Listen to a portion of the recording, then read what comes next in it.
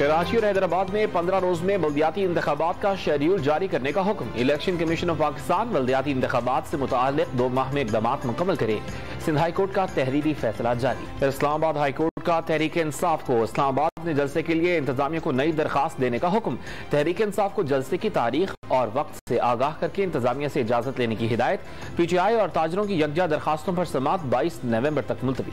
तब्दीली सरकार की साजिश कर्ज वापसी की हमारी सलाहियत नेस्तो नाबूद कर देगी, मईशत को तबाही के गड्ढे में उतार देगी। 6 माह कबल पेशगोई कर दी थी।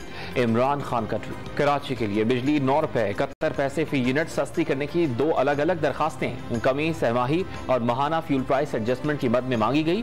बकिया मुल्क के लिए बिजली 24 पैसे फी यूनिट महंगी करने की दरखास्त। नेपरा 30 नवंबर को दरखास्तों पर समाअत करेगा। लाहौर की सिटी ट्रैफिक पुलिस साला तालीम याफ्ता एहलकारों पर मुश्तमिल महकमा बन गया।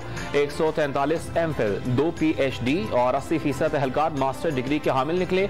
महकमे की जानिब से इजाफी 5000 रुपए अलाउंस मिलने लगा। और अमेरिका में शदीद बर्फबारी, हर शहर ने सफेद चादर ओढ़ ली। न्यूयॉर्क की 11 काउंटीज में इमरजेंसी नाफिज, शहरियों को घरों में रहने की हिदायत।